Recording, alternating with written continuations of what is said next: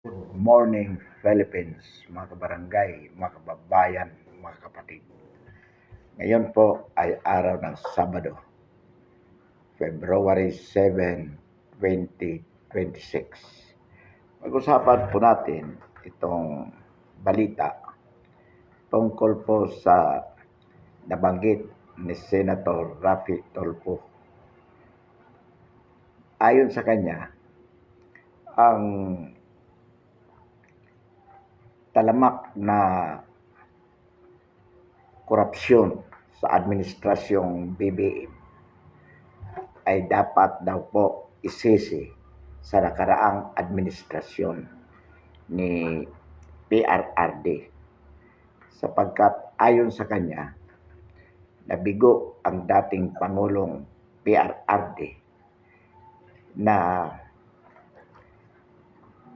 pigilan ang talamak na korupsyon sa kanyang administrasyon at ito ang dahilan kung bakit hanggang ngayon ay patuloy ang talamak na korupsyon sa panahon ni BBM. So, ang ibig palabasin po ni Senator Tulfo na ang may kasalanan sa talamak na korupsyon sa kasalukuyang administrasyon ni PBBM ay ang Pangulong Duterte. Mga kabarangay, mga kababayan, mga kapatid, hindi lang ungas, gago, bobo, at manluloko pala talaga itong si Raffy Tulfo. Bakit po nasabi natin yan, mga kabarangay, mga kababayan, mga kapatid? Sapagkat biruin mo, sinasabi niya na si PRRD ang may kasalanan sa kasalukuyang korupsyon. Halimbawa, itong flood control project scandal na nagkakahalaga ng worth trillion pesos. Mga kabarangay, mga kababayan, mga kapatid, bigyan natin ng konkretong halimbawa. Napabalita kamakailan na itong anak ni Raffy Tulfo na si Ralph Tulfo, congressman ng Quezon City, ay gumastos sa Amerika ng humigit kumulang na 7 million pesos sa isa o dalawang gabi sa nightclub sa Amerika. Imagine for 2 successive nights na sila ay nag-happy-happy sa nightclub sa Amerika. Gumastos si Ralph Tulfo, anak ni Raffy Tulfo, congressman ng Quezon City, ng about 7 million pesos. Yan ba, Raffy Tulfo, masasabi mo na kasalanan pa rin ni Pangulong Duterte? Gago ka talaga. Ang talagang layunin mo ay gaguhin ang mga Pilipino. Ang kapal ng mukha mo para sabihin yan. Magkano ba ang ibinayad sa iyo ni BBM para ipagtanggol mo siya at pagtakpan mo sa pamamagitan ng pagsisinungaling sa sambayan ng Pilipino na si Duterte ang may kasalanan sa nagaganap na korupsyon, talamak na korupsyon sa administrasyon ni Bongbong Marcos. Imagine, just for about 2 nights, yung anak mo mismo na congressman ng Quezon City gumastos ng 7 million pesos sa nightclub. Saan galing ang pera na ginastos ng anak mo? Sabihin nyo, personal yung pera, katarantaduhan niya. Gago lang ang maniniwala sa iyo, Raffy Tulfo. Sa totoo lang, kung maaala-ala po natin, mga kabarangay, mga kababayan, mga kapatid, kung mayroong nangurakot noong panahon ni Pangulong Duterte, walang iba kundi ang mga tolpo din. Bakit? Naalala nyo po ba na noong panahon ni Pangulong Duterte, na-appoint na Tourism Secretary ang kapatid nilang babae. At ayon sa balita, 60 million na budget ng tourism ibinigay ng kanilang kapatid na secretary ng tourism as an advertisement payment sa programa ng mga tolpo sa radyo. Kaya di ba napilitang mag-resign ang kanilang kapatid na babae at na noon ay secretary ng tourism. So ang ibig sabihin dito, Rapi Tulfo, kung may nangurakot sa panahon ni Pangulong Duterte, kayo yon. Ang kapatid mo as Secretary of Tourism na yung advertisement inilagay sa radyo program ninyong magkakapatid. So, pero natanggal yon. Hindi yung pinabayaan ni PRRD na mangurakot ang kapatid mo. Kaya ang kapal ng mukha mo para sabihin mo na kasalanan ni Pangulong Duterte ang talamak na korupsyon sa panahon ni Bongbong Marcos. Ikaw, Rapi Tulfo, di ba corrupt ka din mismo?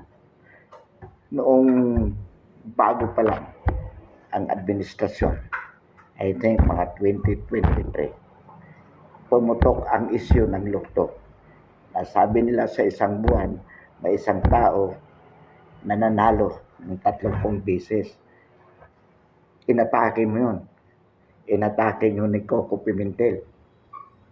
Pero ayon sa balita, sa mga balibalita, nabayaran ka ng 1 billion.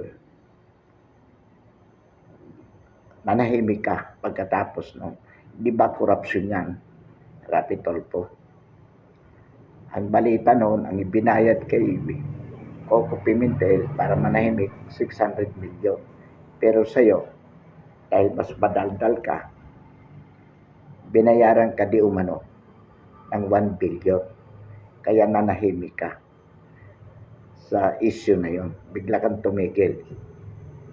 Ngayon, ang tanong, para ilipat ang sisi kay PRRD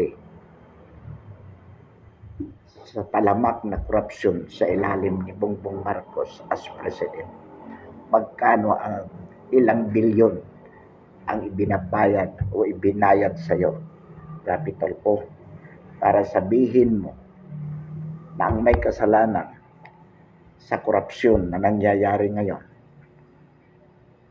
ay si PRRD. Alam mo naman na ginagawa mo yan for your self-interest. Kaya huwag mo nang lukuhin ang sambayan ng Pilipino. Kasi bobo lang at gago ang pwede mong gaguhin para mapaniwala mo ang sambayan ng Pilipino na hindi si Bongbong Marcos ang may kasalanan ng mga korupsyon na nangyayari sa ilalim ng kanyang administrasyon. Ang matinong Pilipino, hindi mo mapapaniwala, Rapi Tulfo.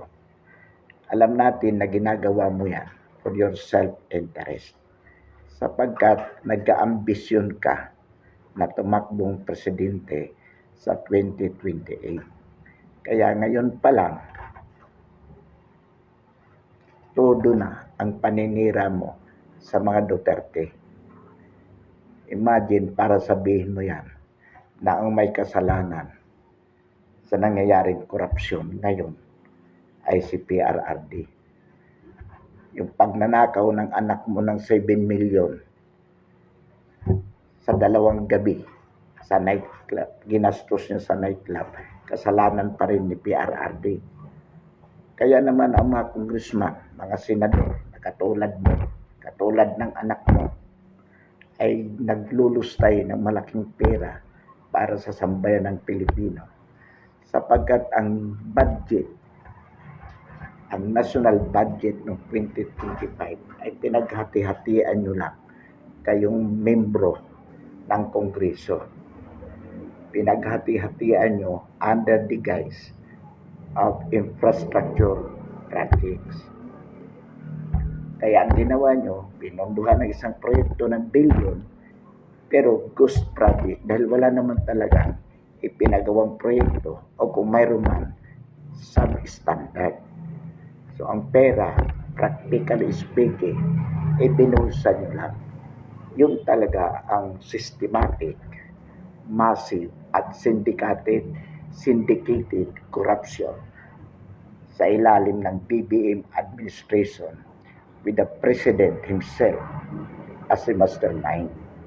At kayong mga nasa Kongreso ay hindi lang basta accomplice, kayo ay mga kasabwat, conspirators to the prejudice of the people.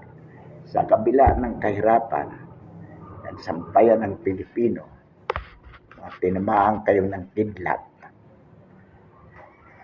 ay nagpapasasa kayo sa pera ng sambayan ng Pilipino. Pagkatapos, sinasabi nyo na ang may kasalanan ay ang dating Pangulo. Kaya pinakulong nyo. Hanggang ngayon nakakulong sa The Hague, Netherlands. Yan ang tataktol ko. Gago, bobo, at manluloko. Kaya huwag mo na kaming gaguhin. Rapitol ko. Hindi ka magtatagumpay sa panluloko mo sa sambayan ng Pilipino.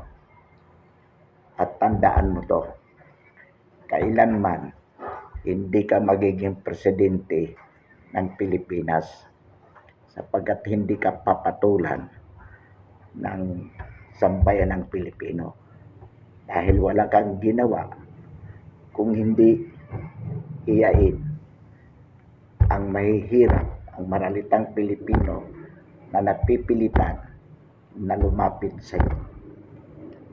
Ang pinagkakakitaan mo, yung kahihiyan ng mga Pilipino, wala kang topic sa programa mo kung saan kumikita ka ng milyon, kundi yung mga kabit-kabit, mga kahihiyan ng mga pamilyang Pilipino. Sinasamantala mo pagiging tsismoso ng sambayan ng Pilipino, binibilad mo sa buong mundo para kumita ka ng milyon sa YouTube. Kanyang kakakapal, rapitolto, gago at bobo. Katulad din ng kapatid mong senator na si Erwin Tulfo. Pero mong sabihin ng kapatid mo na kung kailangan baluktutin ang batas ay pwedeng gawin. Ilintik, mambabatas, sasabihin niyang kung kinakailangan ang batas ay dapat baluktutin, we have to bend the laws. Kung yan ang kagustuhan ng sambayanan, umas, bobo talaga at gago, katulad mo. Pagkatapos ikaw, ito ka na naman, papasikat ka para sabihin, mapagtakpan mo lang yung amo mong adik, presidente adik, katulad mong gago at magnanakaw. So, binubuno mo ang sambayan ng Pilipino para sabihin na ang may kasalanan sa kasalukuyang pagkaganap na korupsyon ay si Digong, si PRRD. Iyan ay hayag-hayagan na panluloko mo sa sambayan ng Pilipino.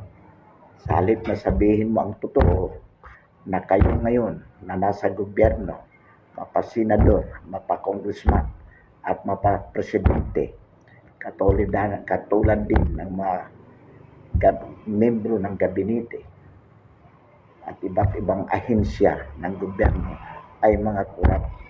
Bakit?